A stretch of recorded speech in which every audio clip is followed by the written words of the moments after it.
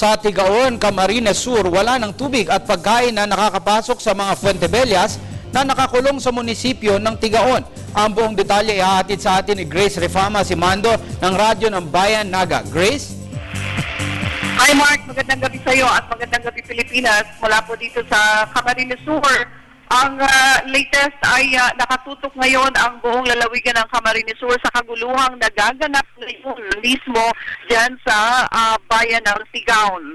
Mistulang nagkaroon ng food embargo buong maghapon at buong magdamag kagabi dahil hindi na po pinapapasok ng mga libu-libong tauhan at supporters ni Aga Mulak ang pagkain para ihatid sa mga Fuentebellas at iba pang mga opisyal na Tigaon na natrap sa loob ng munisipyo. Sila ng supply ng tubig at pinutulan sila ng supply ng kuryente. Pero ngayon, muli na namang sumiklab ang kaguluhan at kasalukuyan pong bababato ng mga tao ang munisipyo ng Tigaon. Basag-basag na po ang mga bintana at mga pintuan nito dahil galit na galit ang mga tao sapagkat tinulong daw ng militar, ng mga pulis at ng SWAT na makalabas ng munisipyo ang mga Fuentebella. Ayon sa ulat ay pati ang mga sasakyan ng mga Fuentebella ay pinagbababato ng mga tao at galit na galit ang mga ito. Ang sabi po ng mamamayan ay hindi na nila papayagang makapandaya pa ngayon ang mga Fuentebella sa halalang ito. Ang nais nila ay talagang marinig ang kanilang tinig kung sino ang kanilang iboto. Yun ang dapat na manalo. Ang kalagayan po ngayon ng 4th District ay hanggang ngayon wala pang naipoproklamang congressman dito sapagkat magulo at mahigpit nga ang labanang Aga Mulak at Wimpy Fuentebella na anak naman ni Noli Fuentebella na 100 taon nang namamalagi bilang mga politiko dito sa 4th District ng lalawigan ng Camarines Sur. Dito ngayon sa Camarines Sur ay isa pa lang na provincial candidate ang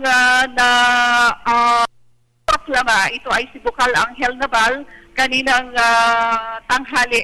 Samantala ang congressman-elect ng 1st District, ng 3rd District at ng 5th District ay naiproklama na. Sa 1st District ay si Nonoy Andaya, sa 3rd District ay si Lenny Robredo at sa 5th District ay si Salvio Fortuno. Sa 2nd District ay hindi pa po naipoproklama si Dato Arroyo, nakalaban naman ni outgoing governor ng Camsur, L.A. Villafuerte. At sa 4th District nga, ito ang kaguluhan ngayong nangyayari kasalukuyan, si Aga Mulak at si Wimpy Fuentebella. Talagang galit na galit ang mga tao ngayon na nananawagan si mayoralty candidate ng Liberal Party sa bayan ng Sangay sa lahat ng mga militar na kung pwede ay mag-withdraw sila ng kanilang puwersa at huwag nangungulata ng mga tao sapagkat mas marami ang puwersa ng mga mamamayan na galit at talagang nambabato kaysa sa puwersa ng mga militar at ng mga pulis.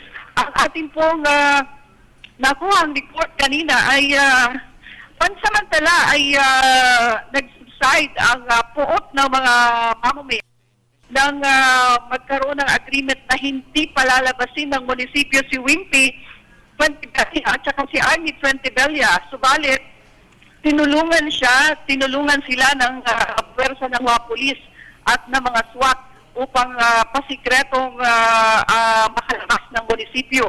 Natunugan ito ng mga tao at ito ang nagpasiklab na naman ng kanilang puot.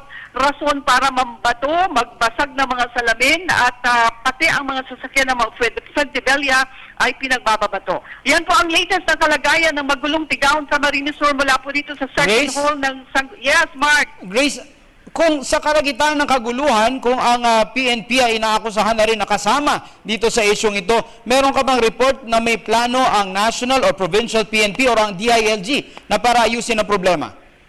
Alam mo Mark, kahapon pa ay may pwersa na ng DILG na sila dyan sa Tigaon kasi naroroon tayo mismo sa Tigaon at nakita natin ang pwersa ng mga sasakyan ng DILG, may tatak ng DILG dahil pinadala na rin ito at nagpadala na rin ng pwersa si Governor-elect Migs Villafuerte at pati si Congresswoman-elect Lenny Robredo upang kahit papano ay ang gulo, no? Pero along the way, hindi natin alam ang nangyari sapagkat ang mga tao ay parami ng parami. In fact, ang ating nakuhang report ay pati po ang lahat ng mga negosyante, mga malalaking negosyante sa partido area ay nagpapadala ng suporta sa pamamagitan ng pagpapadala ng mga pagkain, mga inumin, mga damit, tulugan ng lahat ng mga nagrarally at nagbabarikada bilang suporta nila sapagkat ito daw ang kanilang pagpapahayag na talagang punong-puno na sila sa sandang taong pamamalagi ng mga Fuentebella. Okay. Maraming salamat kasamang Grace Refama Simando. Alright, Mark, mula po dito sa lalawigan ng Kamsur, Grace Fama Simando para sa Telebisyon ng Bayan.